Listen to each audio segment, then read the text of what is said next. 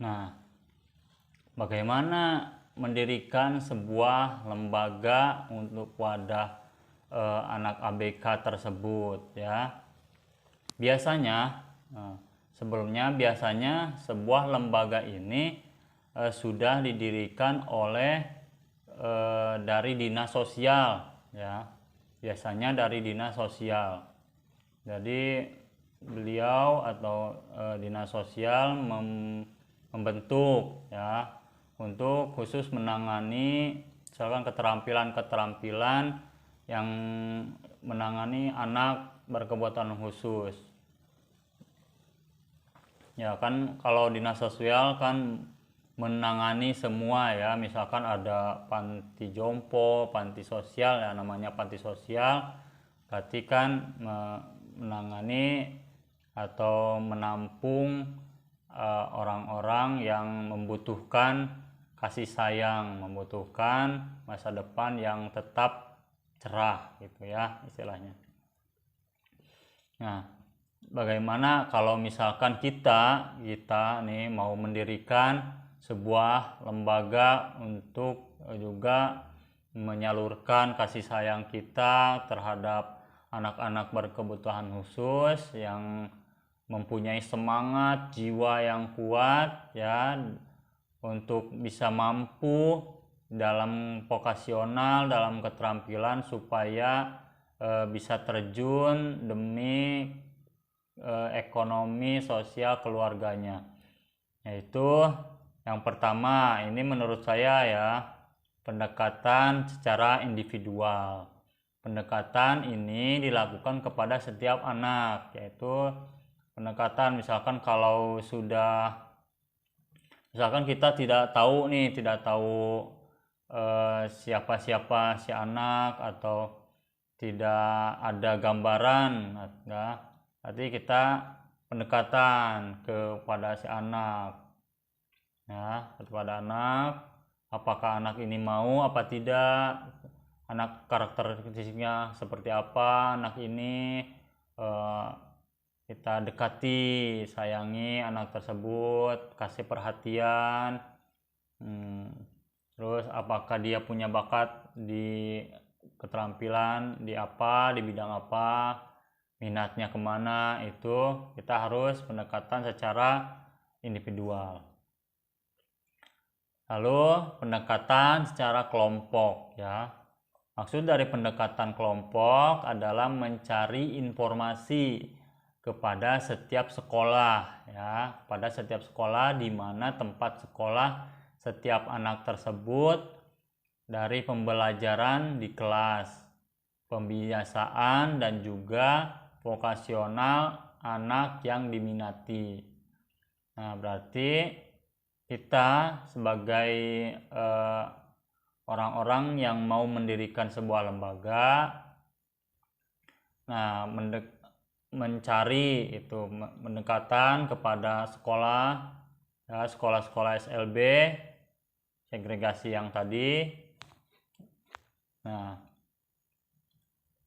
mencari informasi siapa-siapa saja, apakah beberapa orang atau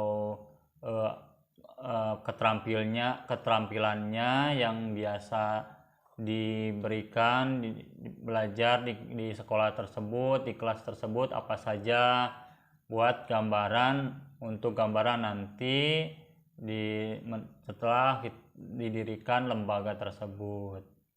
Nah, pembiasaannya si anak tersebut seperti apa, pembiasaan di sekolahnya seperti apa, dan juga vokasional yang diminati siswa-siswa apa saja itu.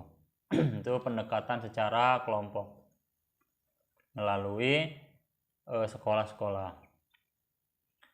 Lalu membentuk susunan organisasi yang akan merangkul anak ABK pada pendidikan pasca sekolah, dari mulai penanggung jawab hingga pembimbing yang langsung keterjun lapangan. Berarti setelah tahu nih siapa-siapa saja anaknya, anak seperti apa saja, hambatannya apa saja, dan juga pembiasaannya apa nantinya sudah direncanakan, itu semua sudah direncanakan.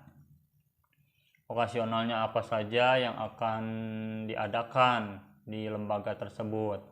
Nah, lalu membentuk susunan organisasi, jadi penanggung jawabnya siapa, jadi misalkan kalau butuh biaya yang megang keuangannya siapa, yang membutuhkan humas untuk kesana kesini untuk sosialisasinya siapa, dan itu harus dibentuk ya susunan organisasinya yang bertanggung jawabnya dalam bidang-bidang lembaga yang akan didirikan tersebut.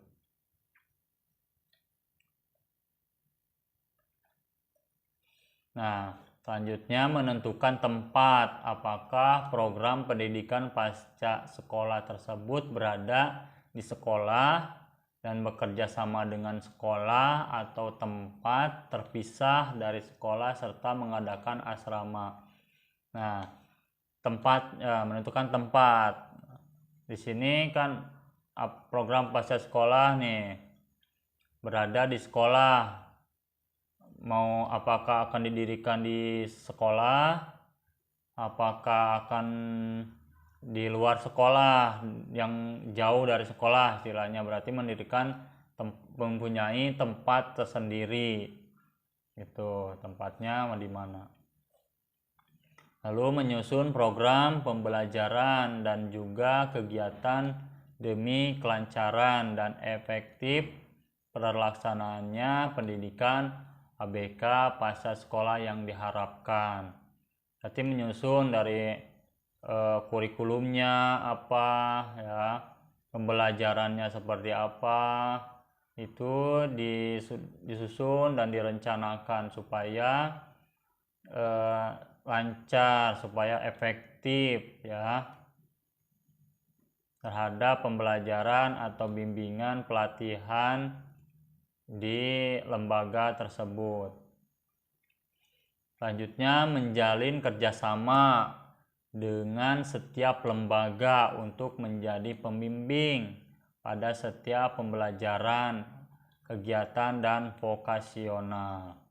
Nah, menjalin kerjasama dengan dinas sosial kah, dengan dinas lingkungan hidup kah, dengan guru keterampilan tata boga, atau orang-orang yang bisa dengan ikhlasnya, dengan semangatnya untuk memberikan pelayanan, untuk memberikan bimbingan terhadap anak berkebutuhan khusus ya, menjalin kerjasama, itu intinya.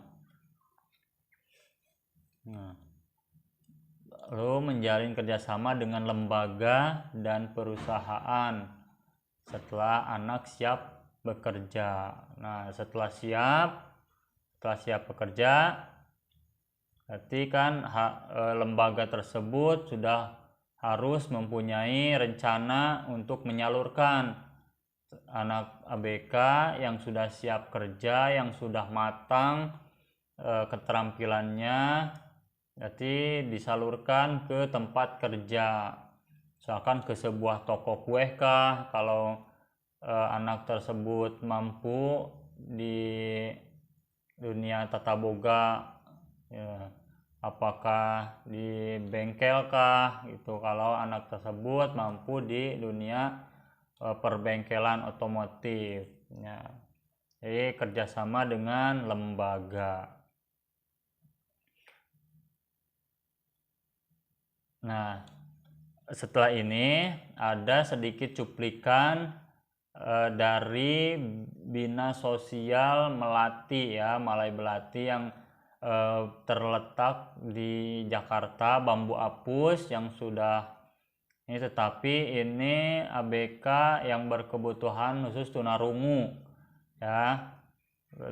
Ini anak tersebut lulusan dari lembaga Balai Melati tersebut dan mendirikan atau mempunyai sebuah usaha cuci motor. Kita lihat dulu cuplikannya.